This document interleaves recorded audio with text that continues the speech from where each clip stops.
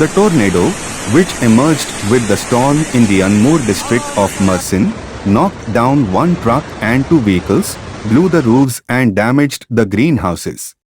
One person in the light commercial vehicle was injured in the incident. After the meteorology's warning, strong winds and storms were effective in the Anamur district of Mersin. The tornado, which emerged with the storm, smashed the greenhouses and blew the roofs in the districts of Sultan Alaaddin, Akarca and Ören.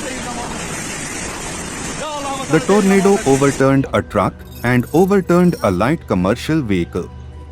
The driver of the vehicle, which fell into the creek and turned upside down, was injured.